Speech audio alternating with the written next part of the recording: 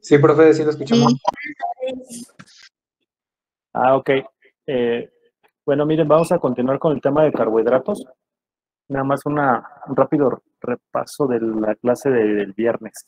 ¿Sale? ¿Recuerdan ustedes cuáles? Vimos algo de carbohidratos, sobre todo la estructura, la clasificación y alguna parte de cómo empezaba esto de la digestión, pero había que entender cómo estaban organizados los carbohidratos. Ya les decía yo que principalmente en esta primera parte lo vamos a ver como fuente de bioenergía. ¿De acuerdo? Sí. Eso mero, todo, sí. Ok. Entonces, ¿recuerdan ustedes cuáles eran los tres principales monómeros que vimos? Maltosa, No. lactosa. Glucosa, fructosa, Y la Ok, es correcto. lactosa. Ok, esos eran los monómeros. ¿Cuáles fueron los tres dímeros que mencionamos? Maltosa, lactosa, sacarosa. ¿De acuerdo?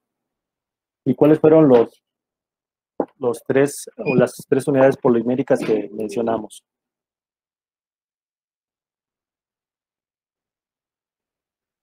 El Ese ajeno. montón. Almidón. Almidón y glucógeno principalmente como fuentes de bioenergía y les mencioné la otro que era la celulosa. ¿Sí? Ok.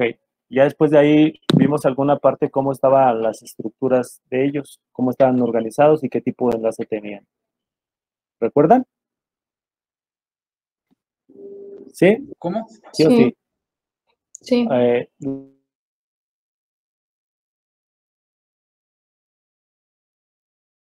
Los disacáridos y en los polímeros. Les dije, ¿saben qué de los disacáridos? Pues la maltosa está unida, es una galactosa con una glucosa, de la sacarosa con una glucosa y de la maltosa es una glucosa.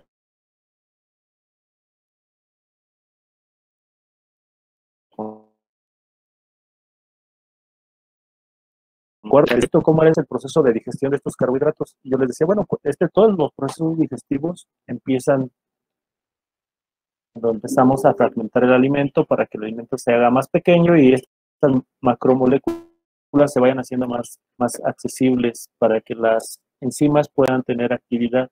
De ahí precisamente con la masticación y la salivación es, están unidas bajo dos tipos de enlaces glucosídicos, que era el enlace glucosídico, el alfa 1,4 y el alfa 1,6. ¿De acuerdo? Sí. Les dije que saben que estos carbohidratos, para que puedan ser absorbidos, están como monómeros. Si están como dímeros, no pueden ser absorbidos, y mucho menos como polímeros. Y es lo que vamos a ver el día de hoy, cómo es este proceso. La regulación, si alcanzamos, lo vamos a ver. Si no lo alcanzamos, pues lo dejamos para el día de mañana o pasado mañana, dependiendo. ¿De acuerdo? Sí. Sí, Sí. Okay. Entonces, antes de empezar con esta parte estamos a nivel, recuerden que este módulo se llama biología molecular, entonces hay que entender cómo funciona a nivel molecular. Entendiendo cómo funciona a nivel molecular, es más fácil el entendimiento a nivel sistémico. Entonces, primero, vamos a ver que en la membrana celular, pues existen varios tipos de transporte.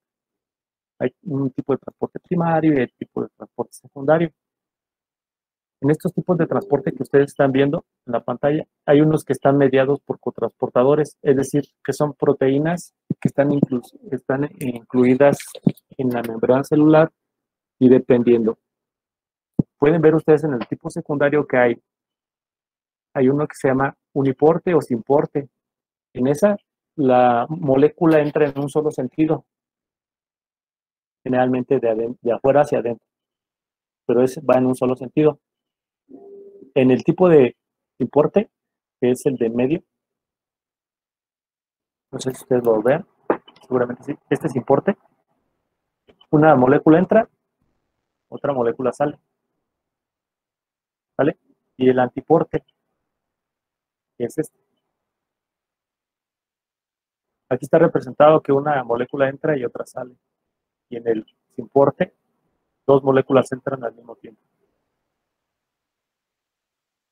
Es un tipo de transporte secundario. Hay otro tipo de transporte primario. ¿Qué significa esto? Dice aquí que nos menciona que está mediado por energía. Y esta energía está representada como el ATP. Entonces tiene que sufrir un cambio energético para que funcionen estas bombas o este tipo de transporte. ¿Más o menos? ¿De acuerdo? Bueno, espero que sí. No dijeron nada. Ok. Químico, Sí, decía que en el primer cotransporte una molécula entraba, hacia en el segundo un solo sentido. hacia un solo sentido, en la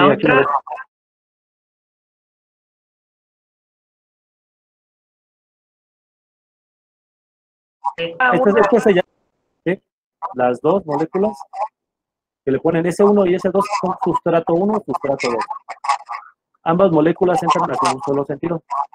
Y el antiporte, una molécula entra hacia un sentido y otra sale hacia otro. ¿Vale? Sí, químico, gracias. Ok.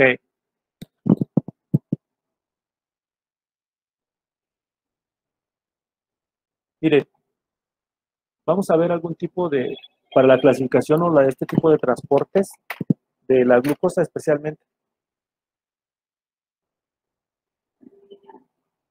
¿Esos GLUT son transportadores o son este tipo? Son proteínas de inclusión en la membrana.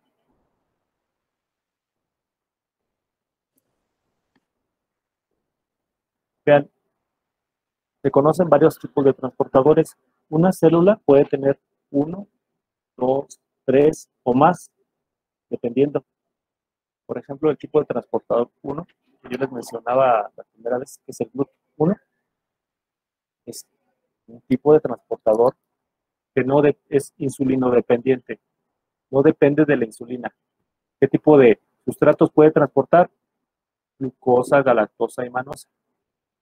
¿En dónde está expresado esto? Está expresado en los eritrocitos o en la barrera hemática. El tipo de transportador 2 puede transportar glucosa y fructosa. ¿Dónde se expresa principalmente esto? Pues se expresa en el hígado, intestino, riñón, células beta del páncreas, en el cerebro. El tipo de transportador 3, 4 y 5. Ustedes lo pueden proteger. El tipo de transportador 5 es para fructosa y está expresada en las células intestinales. ¿Vale?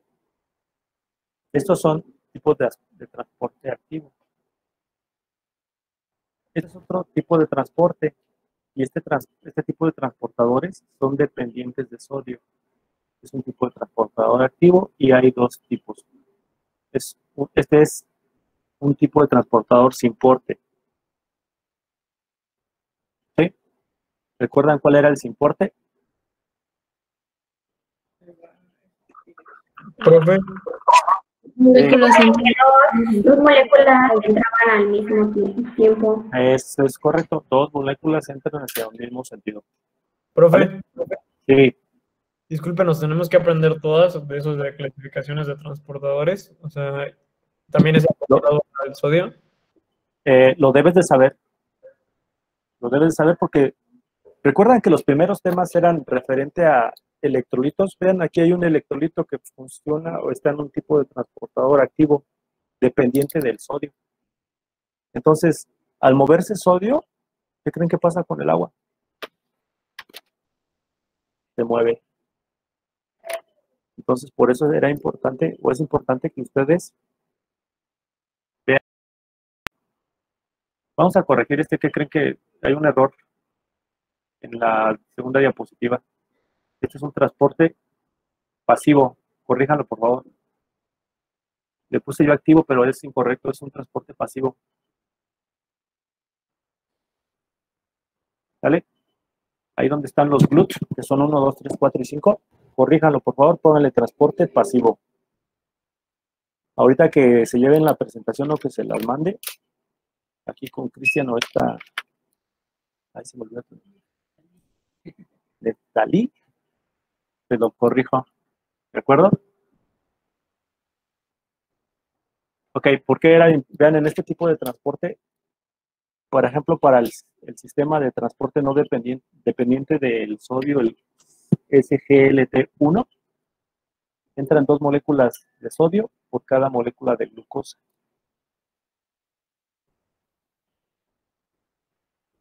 ¿Qué significa esto que le estoy diciendo? Significa que, dejen corrijo esto de una vez porque no me gusta que esté esto. Vaya a hablar.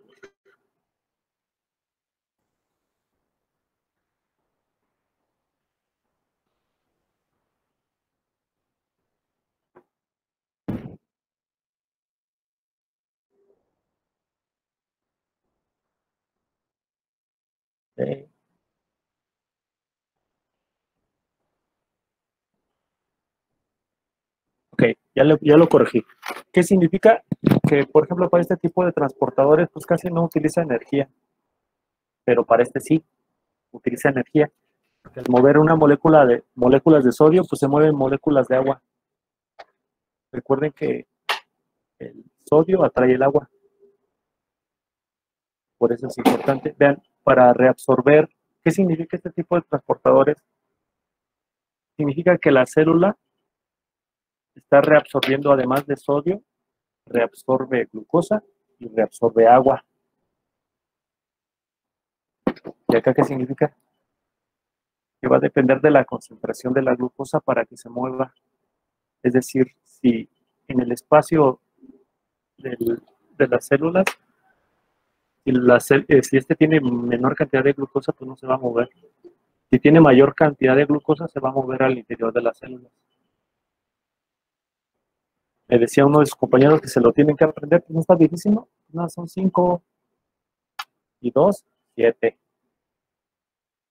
Ahora, ¿cómo funciona para glucosa?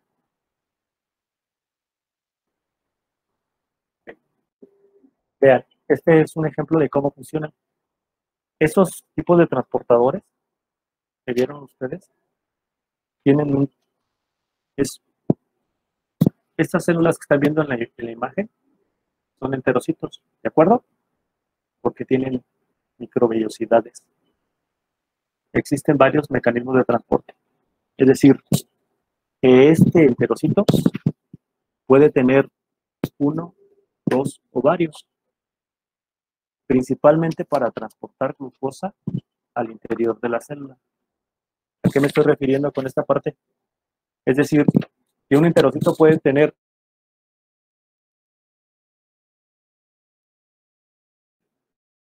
uno y 2. Un GLUT 1 y un GLUT 5.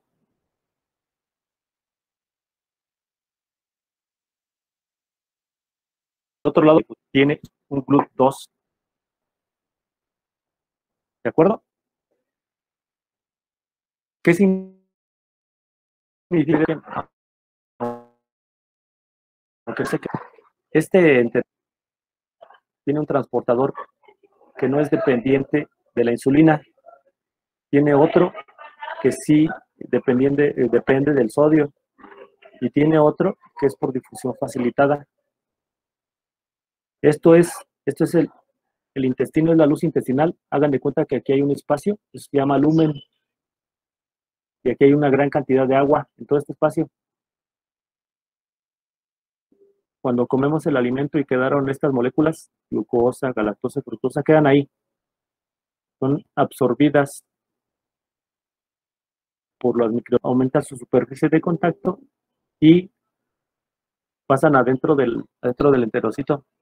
Una vez dentro del enterocito, salen estas unidades. ¿Hacia dónde salen? Hacia los capilares y hacia la vena porta. ¿Más o menos? ¿Puede repetir, por O mejor- favor? Ok. Le estoy presentando en esa imagen, ustedes están viendo varios mecanismos de transporte, no solamente de glucosa, de fructosa, galactosa. Hay otras unidades aquí. Concentrémonos en la primera célula. En esa primera célula le estoy comentando que un enterocito tiene varios transportadores. El primero se llama GLUT1. ¿Sí? Ese GLUT1 no era dependiente de la insulina, es insulinodependiente. Tiene otro tipo de transportador que es el SGLT1, que ese depende del sodio. Por eso le ponen ahí transporte activo. ¿Vale? ¿Y ven que dice transporte activo? ¿Cuáles eran los del transporte activo? SGLT1 y 2. ¿Recuerdan? Profe, ¿puede repetir los transportadores? Claro que sí. Ahí están. Y ahí están los otros. ¿Cuántos son? 7. 2 dependientes de sodio y 1 independiente, y 5 independientes de sodio. ¿Sale? Ok. Les digo, concentrémonos en la primera célula de esa diapositiva. Les dice, galactosa y fructosa dependen del sodio. ¿Cómo se llamaba el transportador dependiente de sodio? SGLT1. ¿Qué necesita? Energía. ¿Quién le da la energía? El ATP. ¿Vale? Para activar el transportador. Entonces, aquí hay un transportador dependiente de sodio. Y aquí mismo o cerca de él hay otro transportador que no depende de sodio, que era el GLUT1. ¿Sí? Y hay otro transportador que es por difusión facilitada, que es el GLUT5 para fructosa. ¿Sí? Pero en verdad, les doy un momento para que se aprendan los transportadores. Sale, ahí está.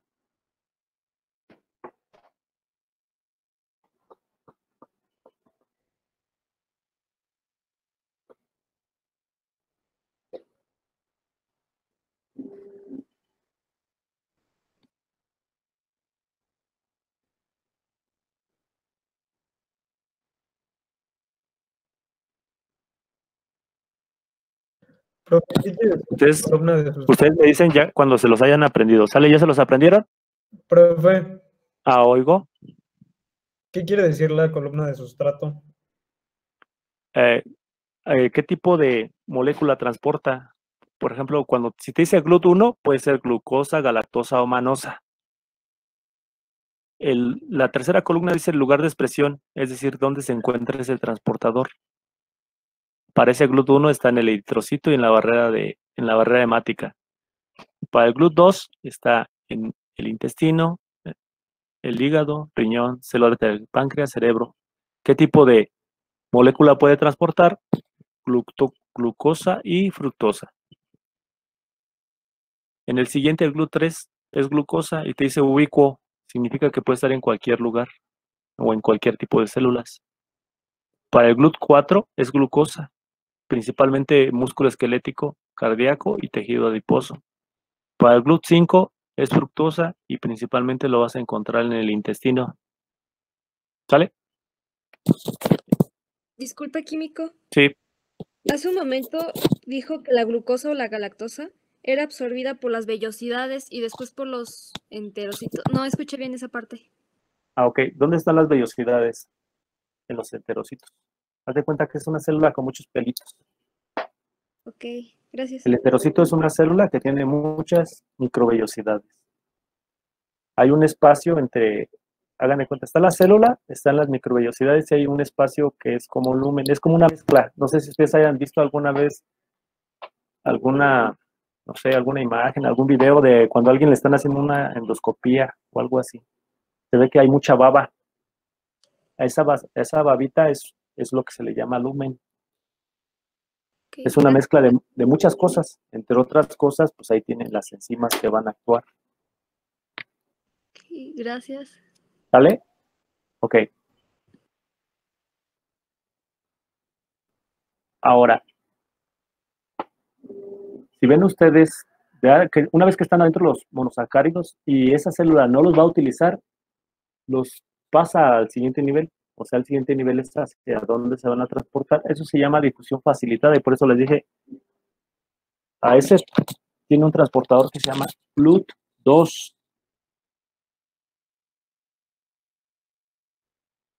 ¿Sí? ¿Me podría repetir eso, por favor? Ok. ¿Qué significa difusión facilitada? Que pasa de un lugar donde tienes mayor concentración adentro de la célula a uno que tiene menor concentración. ¿Qué es esto?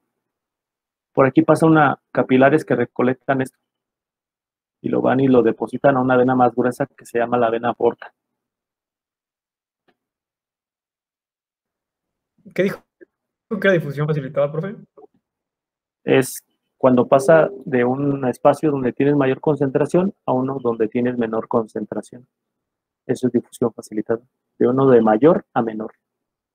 Que es lo mismo que pasa en un transporte no activo. Aquí mira. Haz de cuenta que acaban de comer y tiene mucha fructosa. Esta fructosa va a ser absorbida por esta célula, por este transportador. Acá hay más concentración y aquí hay menos. Después, aquí hay mayor concentración, aquí hay menos. Y así.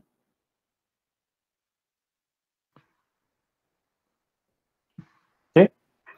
Había mencionado que eso ocurre en los transportadores activos, químico. En los transportadores activos necesitan energía. ¿Cuáles son los dos tipos de transportadores activos que mencioné? GRUT 1. No. El de SGLT1 SGLT. y 2. Son los dos. ¿Cuáles son los transportadores pasivos que hay? Los dos, GLUT 3. 4 y 5. ¿Ok? Los GLUT son los transportadores pasivos, ¿verdad? ¿Es correcto? Gracias. Ok. ¿Qué significa que sean pasivos? Significa que no necesitan y el transporte es ¿sí?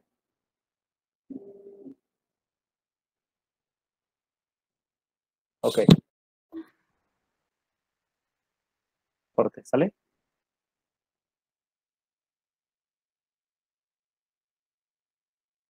Aquí. Más hay aquí.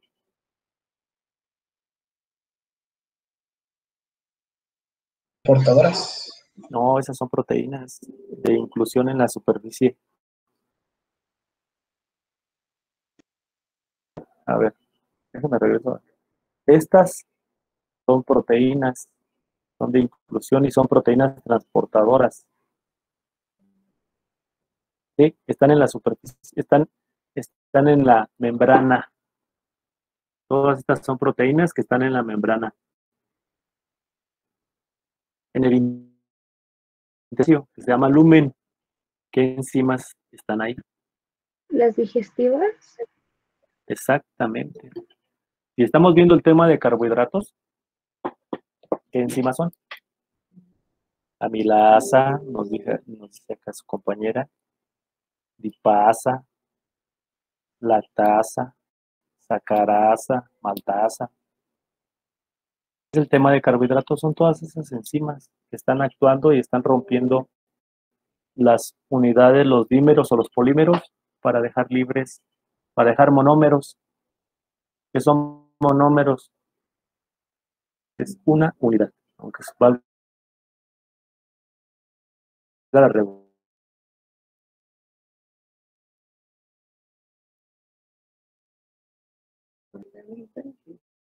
Esperen, es que alguien llegó un poco tarde. Ah, ¿yo la saqué? No, bueno, sí, luego nos falla la conexión. A ver, esperen, pausa, ¿eh? A ver, no seas malita con el.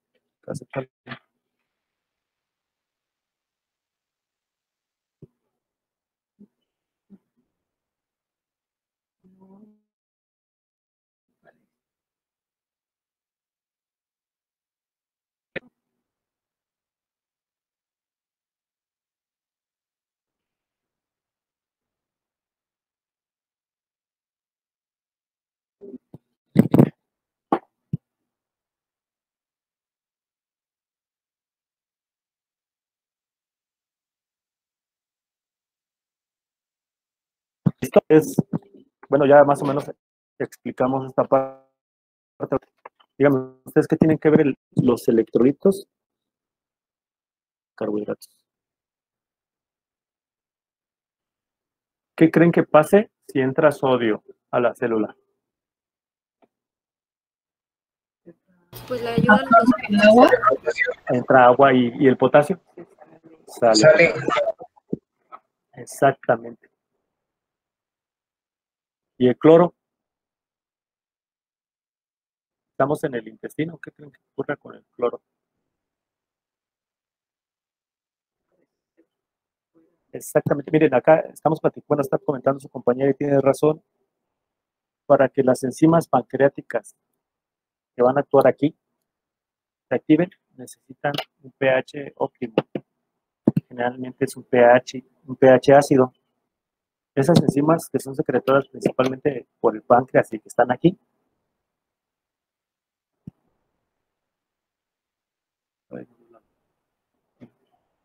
necesitan un pH óptimo para funcionar. Necesitan que eso se activen con los protones.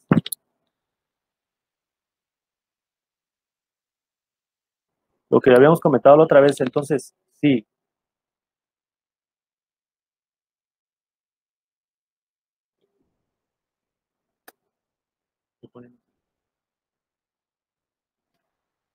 Si hay aumentos o cambios de ese pH, las enzimas no van a actuar óptimamente.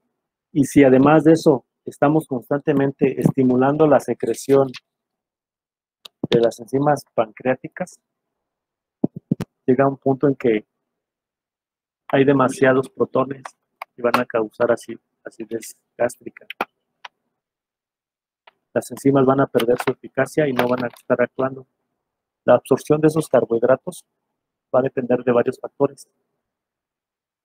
Uno de ellos es un equilibrio hidroelectrolítico. Si hay demasiados carbohidratos y no se pueden absorber, se van a llevar el sodio y va a haber un desequilibrio ácido-base ahí otra vez. ¿De acuerdo? No estamos hablando de nivel renal, estoy hablando de a nivel intestinal. Vean lo que está ocurriendo.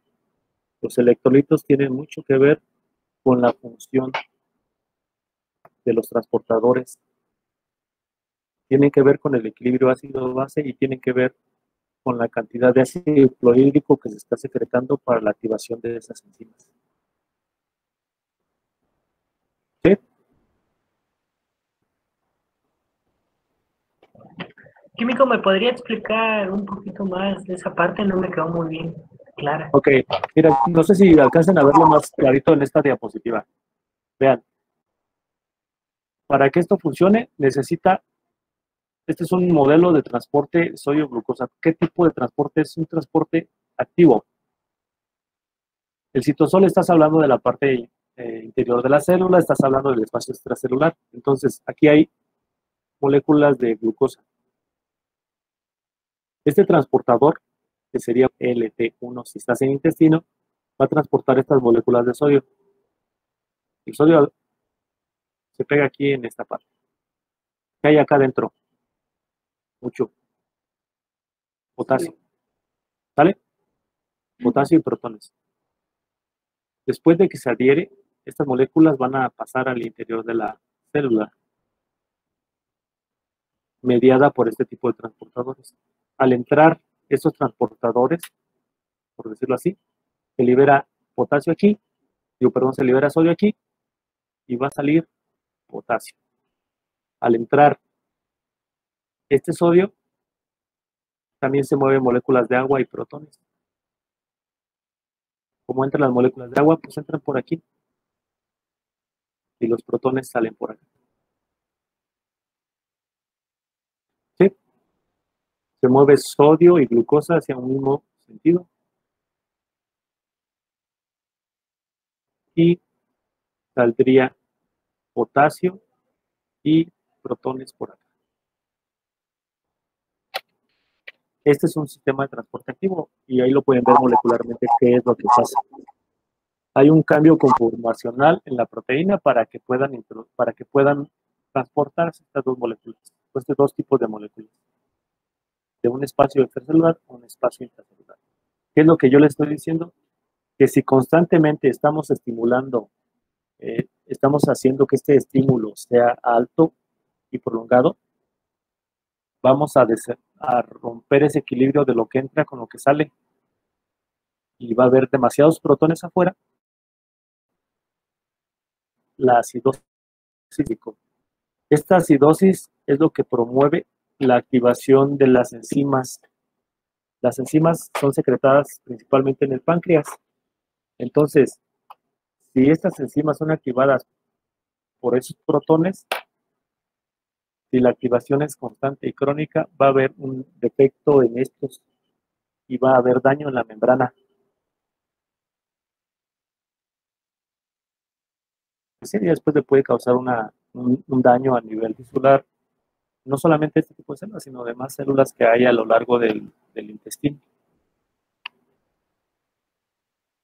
¿Sí? Más o menos. Más o menos, químico. Sí, ya. Esto es cómo es a nivel de órgano. En el intestino, aquí está, hay una conexión entre la arteria intestinal y la vena porta. ¿Qué es lo que ocurre? Aquí hay un intercambio. Aquí hay capilares. Estos capilares son los que recolectan toda la glucosa, ¿vemos? Y lo llevan directamente a hígado.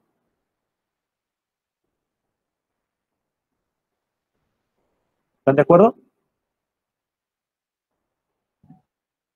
Yo no entendí, profe. Ok. O sea, no. Aquí acuérdense que el intestino, aparte de que está muy irrigado, tiene muchas terminaciones nerviosas. ¿Qué hay adentro? Esto es una representación más grande. Hace rato estaban viendo células, ahorita están viendo un tubo. Ese tubo, pues, es el intestino. ¿Sí? Por aquí va el alimento.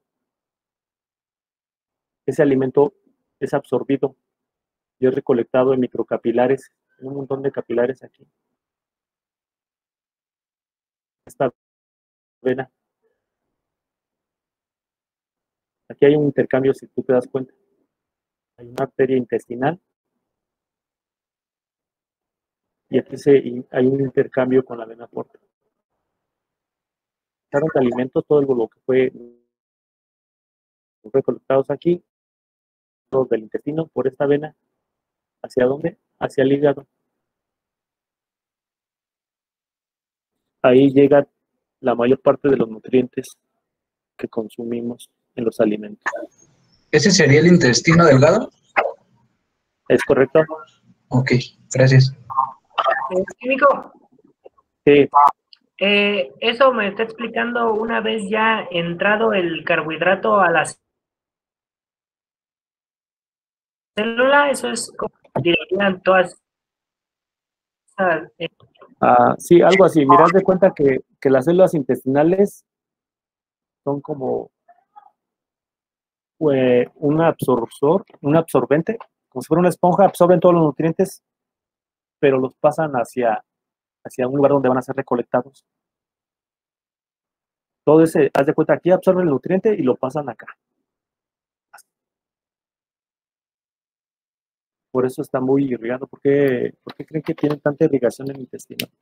Precisamente por eso, porque necesitamos recolectar los nutrientes. Las células intestinales o los enterocitos, así funcionan, como si fuera una esponja que recolectan las cosas y las concentran en la vena porta. Esa vena porta lleva la mayor parte de los nutrientes al hígado. Lo que no se quede en hígado en ese momento entra a circulación a través de la arteria hepática. Y otra parte de esa se va por la vena hepática.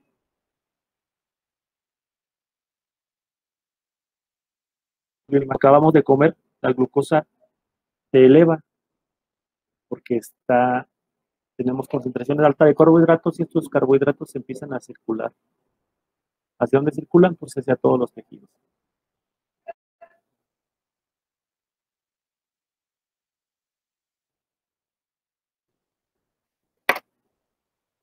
La mayor parte de esto que llega al hígado, sobre todo de la glucosa, en un periodo de alimentación postprandial, aquí empezamos a almacenar la glucosa. ¿Cómo se almacena? ¿Glucógeno? En forma de glucógeno. Eso es correcto. Por eso los niveles de glucosa van a variar. Varían con el tiempo. Va a depender de qué. Va a depender de la cantidad de carbohidratos y de la actividad que hagamos. Las actividades que tienen que ver con la parte del sistema nervioso, pues consumen más glucosa. Y las que no tienen que ver tanto con el sistema nervioso, pues consumen menos. Químico, después de que la persona comió,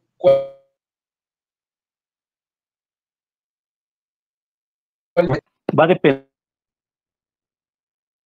de qué tan grande fue la ingesta calórica. Es que mira, por ejemplo, no es lo mismo, vamos a suponer alguien que comió una ensalada de verduras, alguien que se tomó una coca. La coca tiene mucha carga de carbohidratos. De hecho, se sorprendería. Bueno, yo creo que no se sorprende porque ya sabe. Tiene una carga muy elevada de carbohidratos. Tan elevada que si fuera así como pura agua con azúcar no la podríamos tomar porque no le aguantaríamos el sabor. Pero por eso le ponen amortiguadores para que nosotros sí no la podamos tomar la coca por eso yo les decía, bueno, la mayoría de las enfermedades que ahora estamos viendo pues, son enfermedades culturales, porque tienen que ver con nuestros hábitos alimenticios.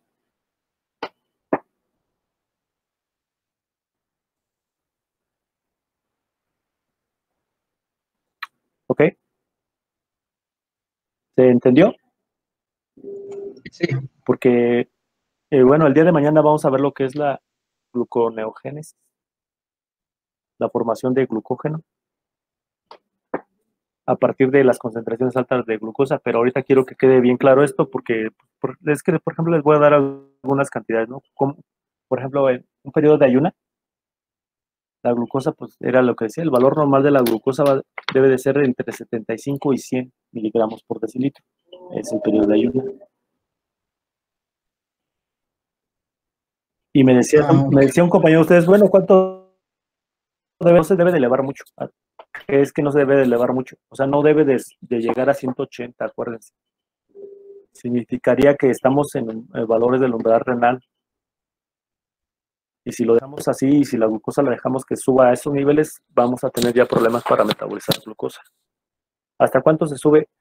Se debe subir más o menos dependiendo de la concentración de carbohidratos en una persona, una dieta adecuada, se debería de subir entre 110 y 120. Pero como nos encanta el azúcar, pues yo creo que hay 140, 150. Enseguida de haber consumido alimento. ¿Cuánto tiempo debe pasar esto? No pasa más de que ingerimos la glucosa a lo que penetra. Por ahí en el libro vienen unas velocidades bien extremas, pero pues no debe pasar más de unos 10 minutos, 10 o 15 minutos, para que nosotros podamos medir el alimento, la glucosa circulante en sangre.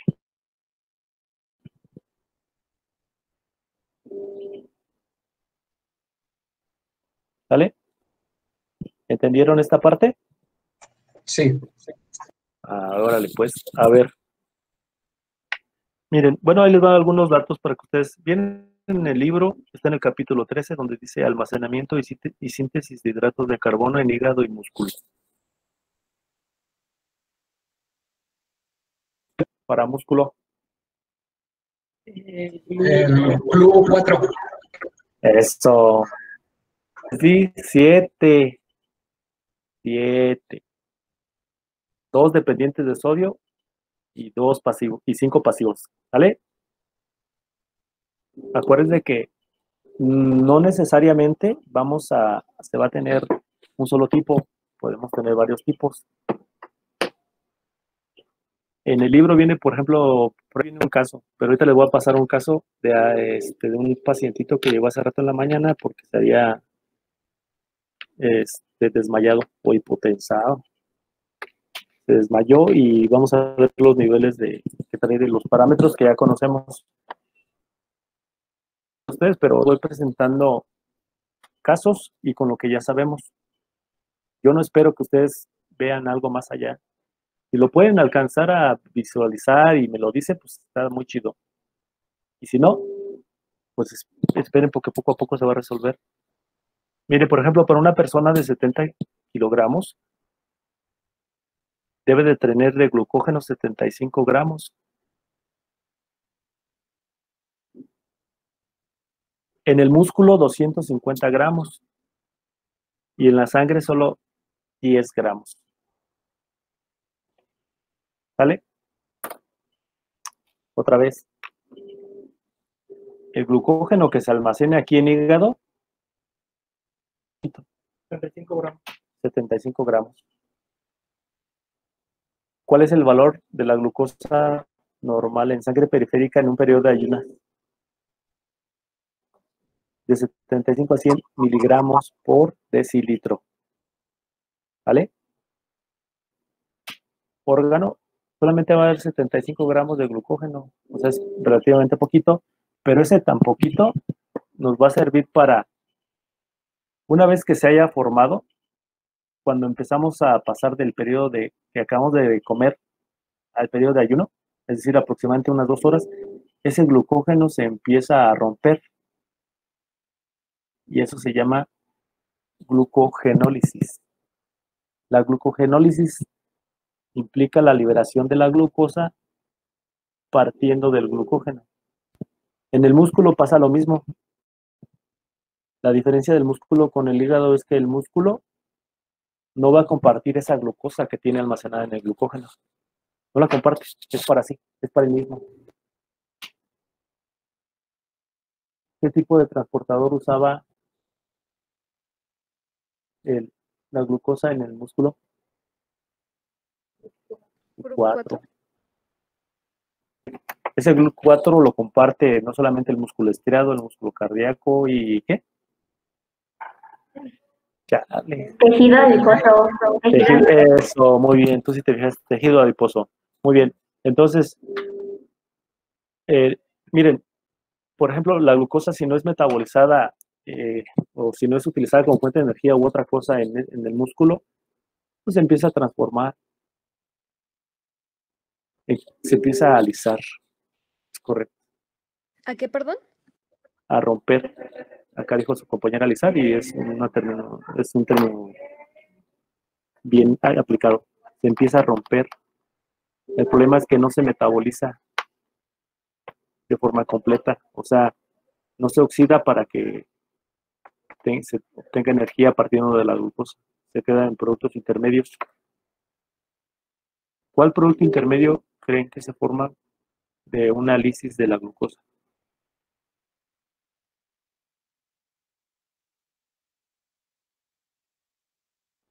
Estamos en músculo, ¿eh? ¿Cuál producto intermedio se forma de la lisis de la glucosa? ¿Glucosa 1-fosfato? No, eso es, primero lo tienes que activar. Esa es una transmutasa. No. O sea, la lisis es cuando ya la rompiste, la rompes en 2. Y esta me lo dijeron, ¿no? Químico, Oigo. ya no entendí, ya me perdí de cuadras. ¿En qué parte te me quedaste? En la álisis de la glucosa, o no sé. ¿Ahorita? Ajá. Aparte yo le estoy diciendo, ya estamos en el le estoy diciendo que la mayor parte de la glucosa,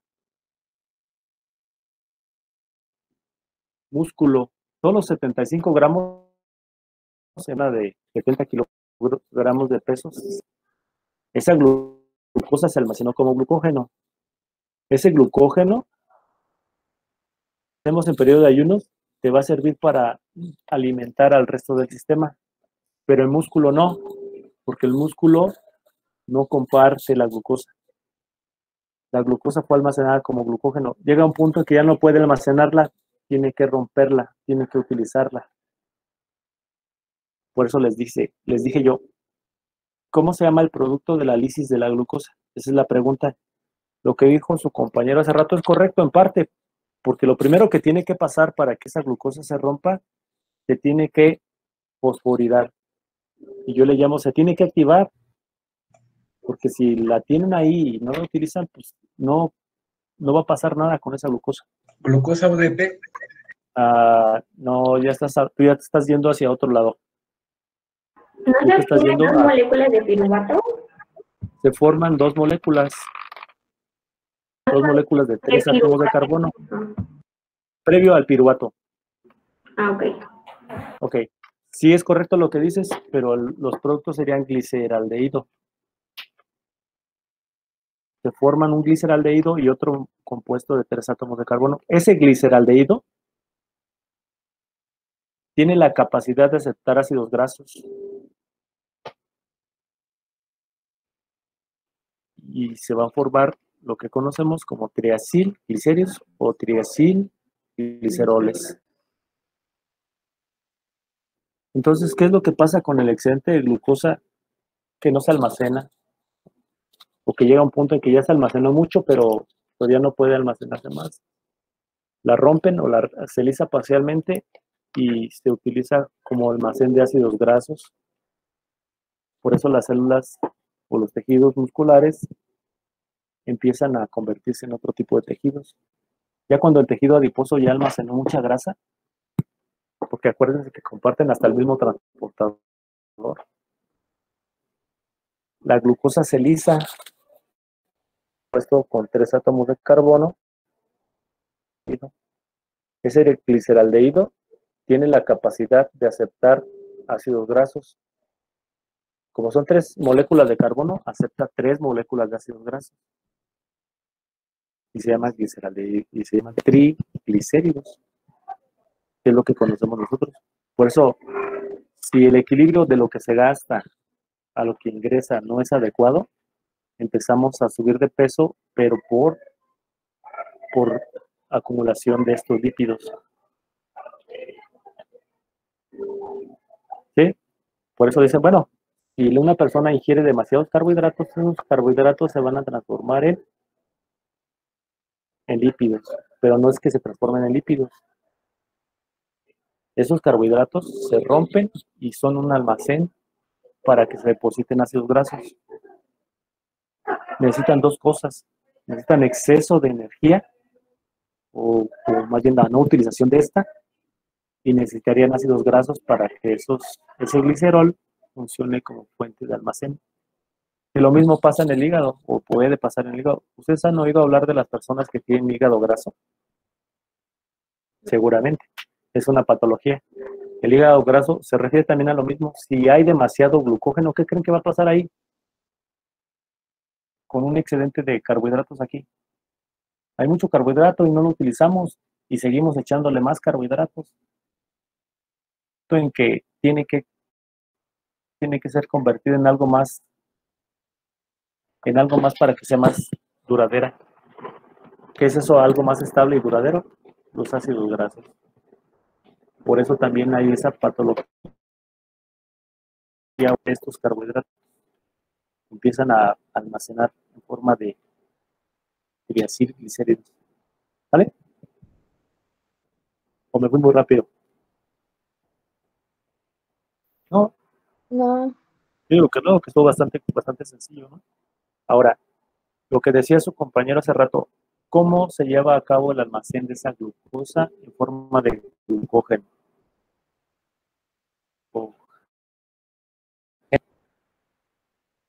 ¿Cómo se lleva a cabo? Pues de hecho, en todas las células, lo primero que tiene que ocurrir, se tiene que fosforilar, se tiene que activar. ¿Cómo se llaman las enzimas que activan eso? Pongan a ver, háganlo como un ejercicio. Pongan su molécula de glucosa. Sale bien bonita, chiquita, así. Es que aquí es una bola fea su compañera. No, hombre, una molécula bonita.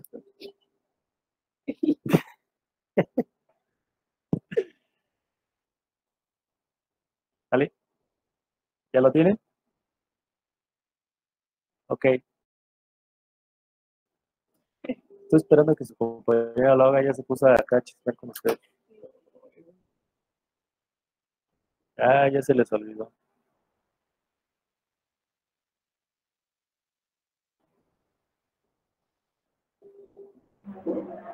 Sí, ya. Ya.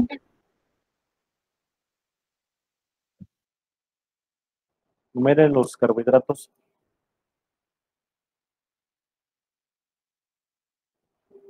¿Cómo? Acuérdense que una molécula de glucosa tiene un oxígeno en su estructura molecular. ¿Vale? A ese tipo de estructuras se le llaman piranosas. ¿Ya los numeraron? Ok. Esa glucosa ya entró en el hepatocito. Y en el hepatocito, pues las células hepáticas.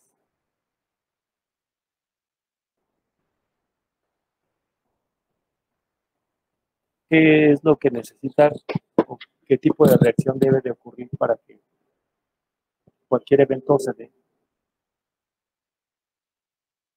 Una fosforilación. ¿Cómo se llama la molécula que va a fosforilar?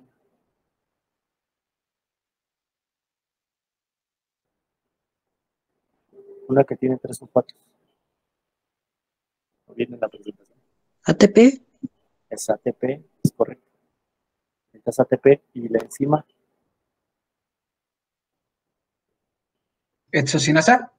Exactamente, son de la familia de las exocinasas.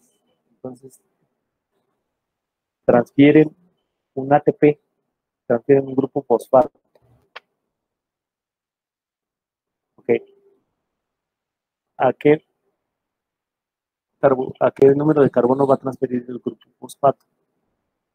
¿Glucosa 1-fosfato? ¿Al 6? Al 6, que está más descubierto, por decirlo de alguna forma. Lo transfiere al grupo. El grupo fosfato es transferido al carbono número 6 de la glucosa. ¿Vale? Es que estoy esperando a su compañera. Está acá viendo. Porque seguramente ustedes están haciendo lo mismo, ¿verdad? Pero, número 6, eso se va a llamar glucosa 6-fosfato.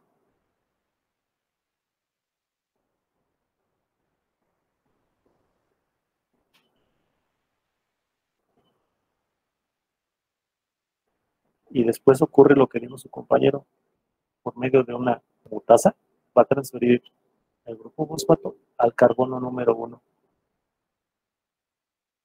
Y se va a llamar glucosa 1-fosfato.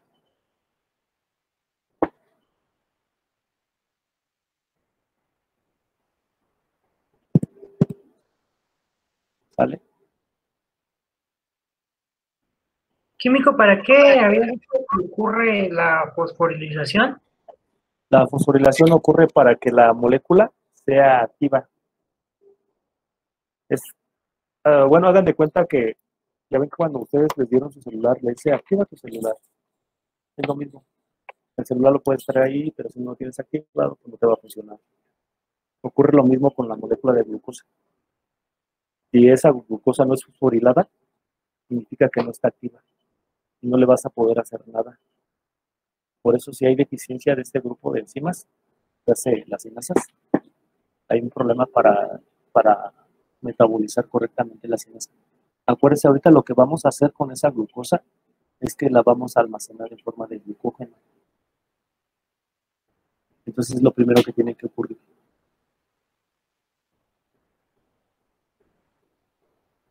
acuerdo? ¿Qué enzimas? ¿Lo escucho? Disculpa, ¿me podría repetir cuáles son las enzimas que se van a utilizar?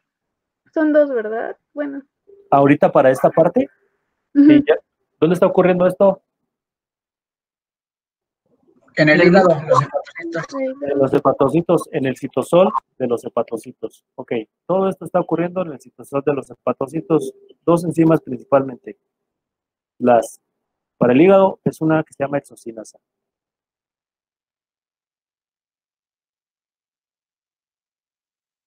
Esta exocinasa es como una familia. Si tiene la terminación sinasa, significa que va a transferir un grupo fosfato. ¿Quién le va a dar ese grupo fosfato? Uno que tiene 3 de la ATP. Profe, ¿pero para qué son esas dos enzimas? ¿Cómo? O sea, ¿para qué se usan esas dos enzimas? Vamos a almacenar esa glucosa. Pero vas a ver que después, cualquier ruta metabólica necesitas activar a esa fructosa o ese carbohidrato. Cualquier tipo de reacción. Pero, o sea, dijo que había dos enzimas necesarias, que era la exocinasa y otra. ¿Pero para qué son? ¿Para qué son esas dos enzimas? Vamos a hacer una analogía con un celular. Ustedes compran un celular, lo primero que les dicen es cárguenlo. Cárguenlo significa que lo conecten a una fuente de energía. Ya está cargado. Para que funcione, lo tienes que prender. Y después te dicen, vas a activar. Tu número de cuenta que tu celular tiene un chip nuevo. Tienes que activarlo. La forma de activarlo es por medio de una enzima que se llama exocinasa. Y la energía está representada por ATP. Una vez que ya le transferiste el ATP al celular, es decir, a la glucosa, ya está cargado en energía. Ya está listo para ser utilizado. Si tu ruta metabólica implica que lo vas a almacenar, entonces a tu celular cargado con el grupo fosfato, no se supone que le vas a poner un capuchón, un protector. A ese protector es tu mismo celular, nada más tiene un protector. A ese celular se va a llamar celular glucosa 1 fosfato. Significa que tu grupo fosfato está en el carbono 1. ¿Sí?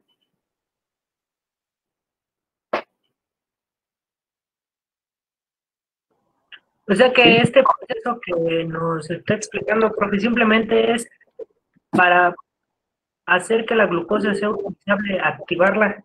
Ya si está indicado que esta glucosa se va a almacenar en forma de glucógeno, pues sigue ese camino, y si se va a utilizar, pues se va por otro. Es correcto, así mero como lo dijiste, compañero. Esa es la terminación correcta. Si tú lo vas a utilizar para almacenar, dale, ahí ya lo tienes como glucosa 1 fosfato. Si lo vas a utilizar para romperlo, para obtener energía, pues va a seguir otra ruta. Si lo vas a utilizar, por ejemplo, para transformarlo en una pentosa, sí, otra ruta. Pero lo primerito que tienes que hacer es cargarlo de energía, activarlo. Es lo primerito que tiene que pasar.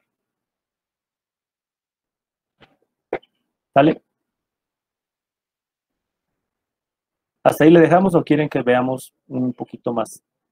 Díganme ustedes, porque yo quiero que quede bien claro y que si tienen alguna duda, pues digan.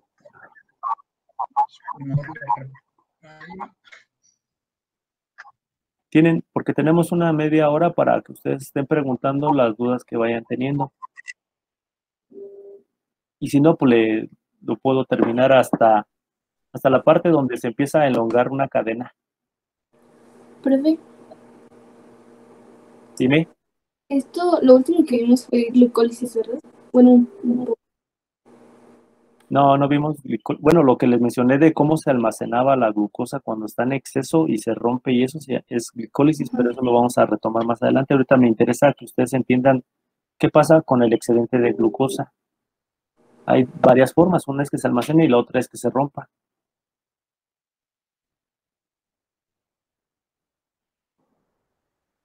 ¿Sí? Doctor, digo químico, Dime. perdón. Mencionaba que cuando había un exceso de glucosa, había dos formas, o almacenarla o romperla. ¿Es correcto? Cuando se almacena, es ahí cuando decimos que solo el 75 gramos está en el hígado y lo demás en los músculos. Es así como en una proporción del glucógeno. Ya cuando se fue a almacenar y cuando la queremos romper, ¿eso ya es otro proceso? ¿Es correcto? Ese es otro proceso. Y ese proceso aún no lo vemos, ¿verdad? No, eso lo vamos a ver un poquito más adelante. Es parte de este tema, de este parcial, pero sí lo vamos a ver un poquito más adelante. Nada más que quiero que quede claro esta parte. Primero, se va a almacenar, después, cómo se va a utilizar ese glucógeno. ¿De qué forma? Que por cierto viene en la página de su libro. A ver, está en el capítulo 156 en el capítulo 13 y página 156. ¿Vale? Ahí viene más o menos, bueno, viene descrito cómo es. Nada más la parte es que ustedes entiendan que hay varias alternativas y hay varias rutas. Hay una gráfica que ahí le están presentando, que eso ¿quién lo vemos mañana? Porque quiero que hasta ahorita lo quede la clase hasta el día de hoy, hasta aquí. Entonces solamente sería glucogénesis, maestro. Sí, lo de mañana, glucogénesis. Ok. ¿Qué? Y lo de hoy. ¿Cómo? Liberación a partir del glucógeno. ¿Me repites, por favor? No te entendí. Mencionaban que mañana iba a haber glucogénesis y eso es la de glucosa a partir del glucógeno que ya se almacenó. Glucogénesis a partir de la glucosa, sí, que ya almacenó. Que se almacenó, que llegó ahí. Disculpe, profe. Sí.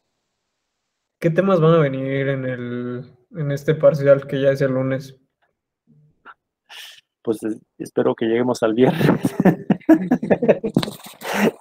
Es que solamente quiero que incluya lo que hemos visto y hasta ahorita hasta carbohidratos. ¿Cómo ven? ¿Puedes hacer un repaso en la semana, profe? El viernes les hago su repaso. El viernes, es que creo que el viernes no hay clases, es lo del día del fundador de la... ¿Otra vez? A ver, déjame ver mi calendario. Como que no me convenciste el día del fundador. Pero ¿es obligatorio el día del fundador? ¿Me preguntas o sugieres? Ay, sí, es cierto, es el día del fundador. Ustedes sabrán, si no quieren que tengamos clase, pues no. Yo sé que ustedes... No, sí, profe. Pues yo les digo que mejor sí hagamos el repaso el viernes y dejamos el tema, dejamos los temas hasta el día jueves. No, mejor hasta el día miércoles y empezamos con el repaso del jueves y viernes, ¿les parece? Sí, siempre Sí, está bien. El viernes está bien. Ok. ¿Carbohidratos o cómo? Ya les digo, empezando el repaso, les digo cuáles temas vienen incluidos en el parcial. ¿Vale? O sea, empezando el jueves. Yo sé que el jueves no tenemos clase, pero pues la programamos, ¿no? Porque yo no les di clase un martes 13. Ok. ¿Mañana podemos tener clase o hasta el miércoles? Mañana, sugieren sus compañeros que sí mañana, para verlo de una vez la de la glucogénesis. ¿Vale? Pues yo no sé, profe, me importa mucho es la retroalimentación porque sí la he entendido, pero hay algunas cositas como que se han quedado al aire. Ok, para que esas cositas no las saques al aire, mejor las resolvemos de una vez.